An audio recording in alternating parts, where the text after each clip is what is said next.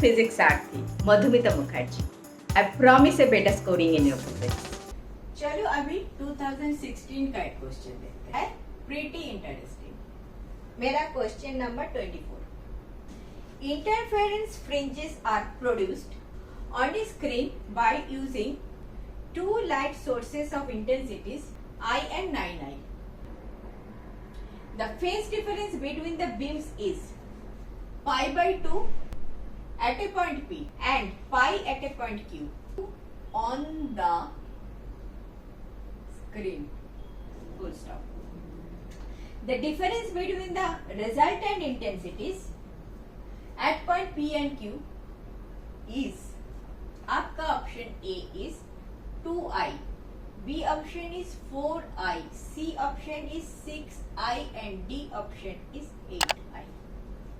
चलो ये वाला क्वेश्चन कैसे सॉल्व करते हैं देखते हैं. Interference fringes produced on screen by using two light sources, not the same light source, not the coherent, two different light sources of intensity बोल दिया. I1 suppose low I and I2 बोल दिया 9I. Phase difference between the beams is pi by 2 at point A and pi at point Q on the screen. So on the screen P is a point and Q is a point. आपका two sources है S1 and S2 जिसका intensity है I and 9I and phase difference बोला है ना. Phase difference phi at P बोल दिया pi by 2 and phi at point Q बोल दिया पाई. अभी बोल रहा है क्या, the difference between the resultant intensities at point P and Q. Resultant intensity at point P निकालो because of this two. Resultant intensity at point Q निकालो because of this two. Difference करो. This is the question. ये question solve करने से पहले मैं आपको थोड़ा सा हिस्ट्री में लेके जाऊंगी. हिस्ट्री थोड़ा सा पुराना चीजें, वेक्टर चीजें याद कराऊंगी. देखो क्या याद कराऊंगी मैं. मेरा दो वेक्टर है, आपके पास था R1 and R2. Between them theta, angle between them. This is phase. Phase means R1 and R2 का बीच का angle. phase. This is phase मान. इसका रिजल्टेंट चाहिए था मुझे, तो मुझे पैरेललोग्राम बनाने का था, बनाता था. फिर रिजल्टेंट होता था ऐसा R, और मुझे रिजल्टेंट निकालने के लिए ऐसे एक बनाना था A B C D. याद करो A थीटा होता था, A थीटा होता था, A R2 तो A R2 होता था. याद आया. अभी resultant R square, this is मेरा R स्क्वायर होता था Pythagoras. AC square plus BC square. AC के लिए लिखता था R1 plus R2 cos theta का whole square plus BC square is R2 sin theta का होल स्क्वायर.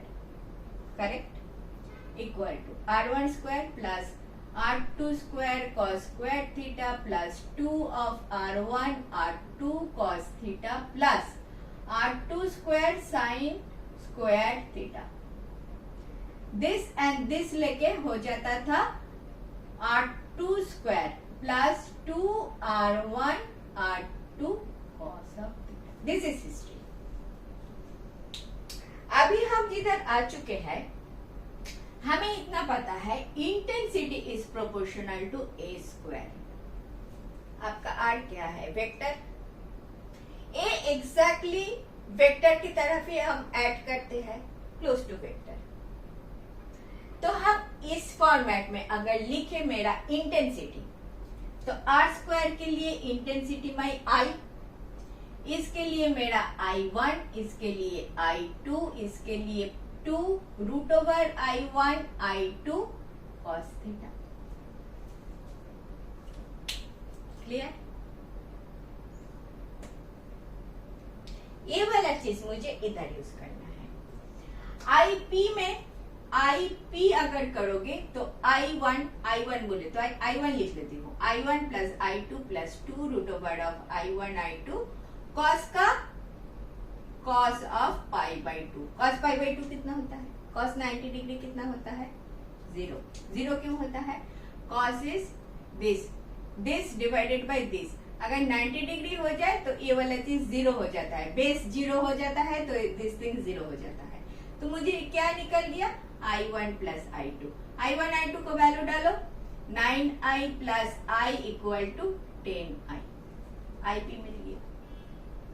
सिमिलरली IQ निकालो, IQ equal to I1 plus I2 plus 2 root over I1 I2 cos of pi. cos pi कितना होता है?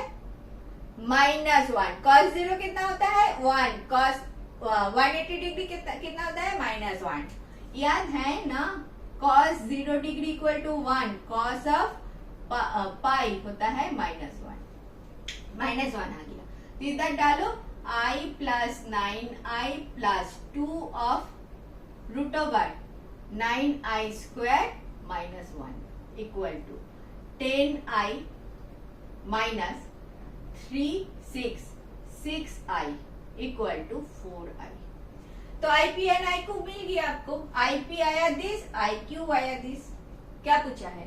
The difference between the resultant intensities at point P and Q. तो IP minus IQ चाहिए आपका, which is equal to 10i minus 4i equal to 6i. Option C. Option C is the correct option. आपको समझ में आया मैंने क्या क्या किया? ये वाला थोड़ा सा हिस्ट्री क्लास से लेके आई हूं मैं. रिजल्टेंट वेक्टर निकला. रिजल्टेंट वेक्टर आर स्क्वायर से आते हैं. R square is proportional to I, intensity मेरा. तो इंटेंसिटी फॉर्म में इधर लिख दिया. क्यों इतना किया? मुझे फेज डालना था, और आप नहीं बोल पाओगे फेज भूल चुकी हूँ. Phase is this cos theta root over 2 root over I1 I2 cos theta होता है. मेरे पास मेरा वही थीटा मेरा फाई के टर्म में है, दिस थीटा. ठीक है? Phase difference between two sources. So this theta is this. लगाया आ गया answer. Clear. Intensity, resultant intensity eight P निकाला, रिजल्टेंट इंटेंसिटी एट Q निकाला, resultant intensity of P minus resultant intensity of Q निकाला, which is my option, which is my question basically. Clear? Next. Thank you for watching. Last 20 years questions I have solved like this. If benefited, do watch.